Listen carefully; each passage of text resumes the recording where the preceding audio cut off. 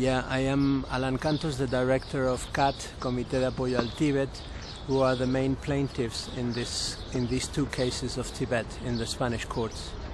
With the lawyer that investigated both cases of Tibet, investigated and wrote both lawsuits, and we have a recent victim who has testified in the case, Kelsang, and we have also Kate Saunders, who's a very well-known researcher in Tibet and journalist, and we are just having a little discussion about what we've just experienced in court. Well, we are here, a group of witnesses and members of the CAT who have presented two lawsuits for justice in Tibet.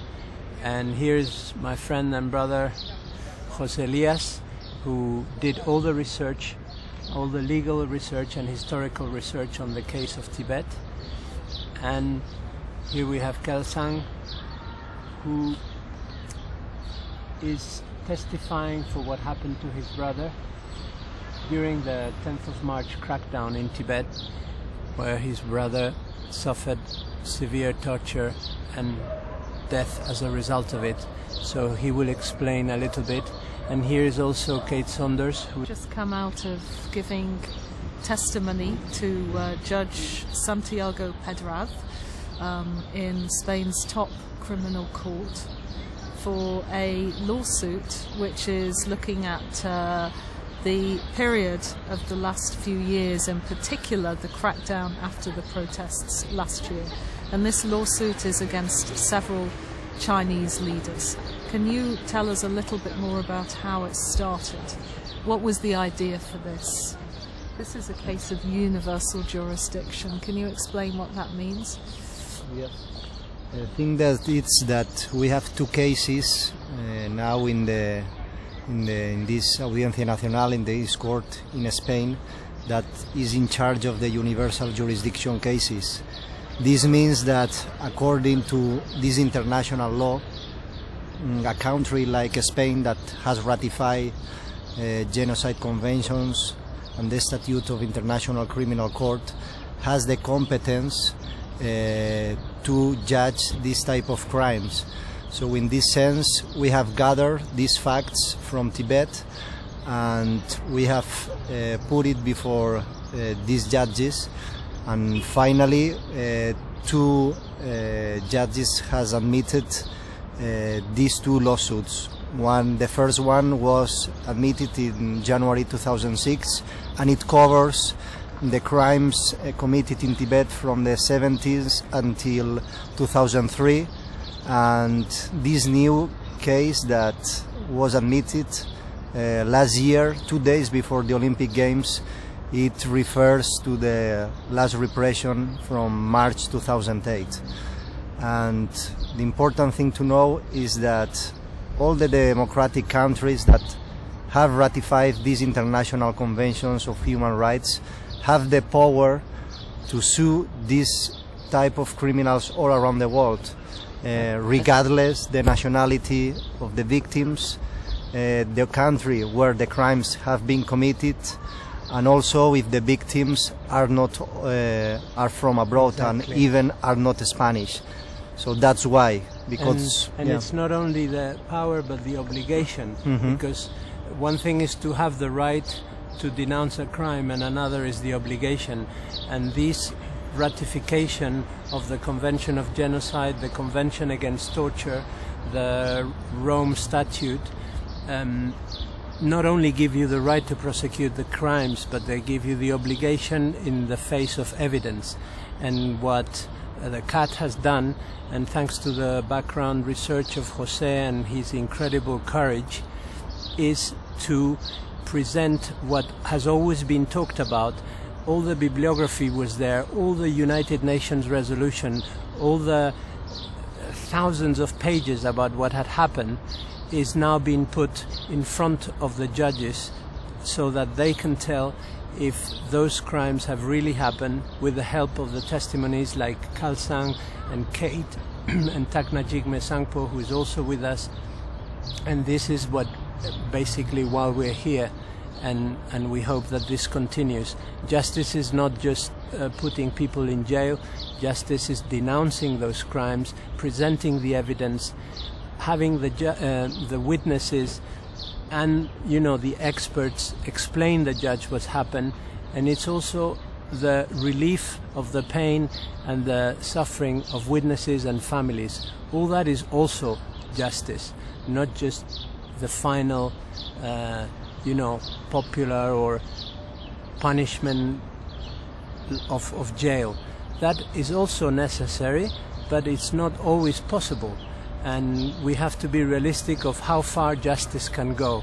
And people are often obsessed with jail, but I think justice is a long train with a long journey, and we are now in very advanced stages of this process, and we hope to get as far as we can. What is likely to happen now? It looks like the way the cases are progressing, that the judges have been very carefully listening to witnesses and experts about what is denounced, the crimes denounced in Tibet. But if the defendants are not capable of answering at all to the questions that they are being interrogated about, then the judges could, by their own initiative, order an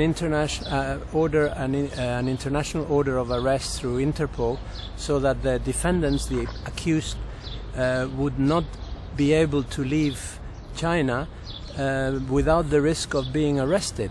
And this, it may be a limited form of justice, but it's also some form of accusations that they are not answering for what they've done, or not even bothering to defend whatever they think is defendable of their actions. So this is a realistic thing. Beijing is watching the case very, very carefully indeed. And you mentioned the defendants, so actually these are 7 Chinese leaders, including the Tibet Autonomous Region Party Secretary. So the evidence that's being heard in court is all about policies and the implementation by these leaders. So it's holding these leaders directly accountable for crimes against the Tibetan people. So what you're saying is that they could now be ordered by the court to come to Spain to testify. If they refuse, then an international arrest warrant could be issued. Jose knows those details better, but Donald Rumsfeld has been also accused of being responsible for torture in Abu Ghraib and Bagram, and he has a couple of lawsuits that want his detention for interrogation about his responsibility. And this action came from German lawyers and French lawyers, and of course he didn't stay in the country where the lawsuit was put long enough, and maybe those countries were too slow on purpose to arrest him. But what is inevitable, that in healthy democracies there is and there should be separation of powers, and this is the beauty of justice, in which the state, the political power, should not interfere with judicial matters. And this is very important. Otherwise, the contamination of political arguments and volatile party politics interfere in serious crimes like the ones that we are talking about. And in Spain, thanks to our very healthy democracy, at least in that respect, which is that the state does not interfere in the judicial matters. And absolutely, if the judge would issue an order of international arrest to not just the 7 defendants of the last lawsuit, but the 7 others of the original genocide lawsuit, they could actually be arrested easily for questioning, to please come and answer. I mean, if they think that they're innocent, they should give their position. This is how justice works. And if they do not even want to to answer and to prove their innocence, then maybe one could think, I mean, this is the basis of justice, that they have something to hide. And that's all we are doing. I mean, we're just doing basic justice procedures. And you mentioned that who's been hearing our evidence today. He's also been involved in a case about victims of persecution in Guatemala. Yeah. And he's actually now issued some proceedings. Is that right? Or You know that story a little bit better, yeah. Yeah, what has happened is that after years that all the proofs have been gathered here before the judge, finally, some months ago, this judge, Santiago Pedraz, has issued orders of international arrests, and among of them is Ríos Montt, the previous president of Guatemala. So he has sent this order of detention to all the countries around Guatemala, Mexico, United States, and several of Central America, and has informed to their offices and police that if in one time these Ríos Montt and other officials will leave Guatemala, they have the order to arrest these criminals and bring them here to Spain in order to face the court procedures. And also another interesting thing is that this same judge that is in charge of this Tibet case has already asked to the Chinese government, he personally go to different places of Tibet and find by himself all the facts that have been denounced here from last year. For example, he has mentioned that he would like to go to Drapchi prison, Kirti monastery, and several other places around all the Tibetan areas, when he wants directly interview people and look for himself what has happened there. It's a process of justice that has definite outcomes. We should always remember the victims. It is amazing that we give conferences all over the place, and everyone gets in an incredible tangled argument about laws, dates, and academic facts of law, and then prison and punishment, and Jose and I and the people involved in this lawsuit always have to remind that behind this, the inspiration, the only reason why we've done this is for the victims. And we always have to remind that it may not look like justice to people who are thinking politics or are thinking economics, but it is like justice to victims. And here we have one of our witnesses who's suffered in his own family this pain, and maybe he can explain directly what it feels to talk to a judge instead of to talk to a journalist. And I think that makes the difference between reports that gather dust in the shelves or that help to shock people's conscience for 1 minute and then they forget. The judge does not forget, and justice proceeds, whereas journalists forget, and politics, they don't even remember, so they don't even have to forget. Something about what it's meant to you to testify. Yeah, this every at the moment opportunity to what happened to not only my brother, so many Tibetan people right now, in happening to the Chinese government, the torture. Especially, I'm here because my brother is innocent. He not deserve to have that kind of torture to die. So I'm right now coming here to sue because on behalf of my brother. I am, because if we don't do something for here, all Tibetan people and outside the peoples, if inside the Tibetan peoples suffering, and like my brother, to die every minute, they torture for a monthly. So this is so main for me. Jose and Alan, their person work so hard, and they don't have any pennies to pay for, but they're working to, they respect the human rights. They're looking for that, they're working for us. So I think this is much more than going to the street to shout. this is justice, international justice. I think I definitely believe whole Tibetan people also we are human beings. If we are human beings, we have a right to be we have a right to be coming to in the court testimony what happened to our brothers and sisters. So this is we have every Tibetan people and all of have opportunity outside the Tibetan people. I think this is such a good chance. And I'm right now I talk to the judge. The judge is so wonderful. He listening, patient, and I told everything. But never ever when I talk to my feeling right now, I feel much better. But how come I'm gonna forget my brother? How my life are gonna stay with me? But this is one of the. I feel look like we have some justice. So that's everybody have to take this opportunity, and I believe we have one day justice gonna come in. I was very impressed with the judge, his thoroughness and his questions. I was there for 2 sessions, a couple of hours each, I think at least, and it was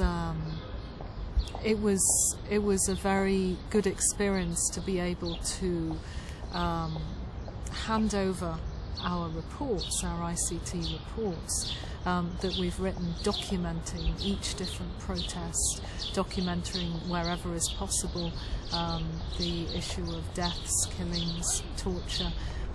The judge asked a lot of questions about how do we know this, and how is it possible to get this information given the current information blackout. Very impressed with the judge, his thoroughness and his questions.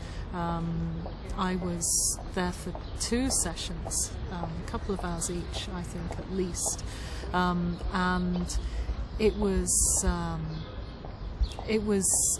a very good experience to be able to hand over our reports, our ICT reports that we've written, documenting each different protest, documenting wherever is possible the issue of deaths, killings, torture. The judge asked a lot of questions about how do we know this, and how is it possible to get this information given the current information blackout that China has imposed and the more systematic measures that China is implementing in order to prevent information flow. And so, as you say, it's very different to reporting something. You're actually giving evidence. The facts have to be solid. That, in the sense of Tibet, making information public is a political act now, because China is taking such strong measures to prevent that happening. And for that information to then be presented as evidence in a court, in Spain's top criminal court, as a matter of international law, that's hugely significant, I think, in terms of holding the Chinese government to account. Different strategy, it's a new strategy, it's a legal strategy, and it's very important. I know exactly why Beijing is so worried about it. I can understand that today. Yeah, we won't be the only ones, because as Jose has explained, this type of legal action is compatible and complementary to any other form of Tibet support. So we really encourage lawyers, young lawyers and investigators and researchers to gather this evidence and not just publish it and let them gather dust in shells, but also hand out the evidence to courts and justice. It can be done to a more or less extent in just about every country that has a healthy democracy. It's also a strategy based on justice and truth, and also, as we can know, it is a non-violent action. So I think it fits completely to the middle way approach and also to the Satyagraha approach that the Tibetan people and the Tibetan government want to liberate his people and his country. So for us this is also very important, and we would like to stress also this point. You know, it's making it more difficult, if not impossible, that the same thing happens again. And this is another aspect of justice, never again.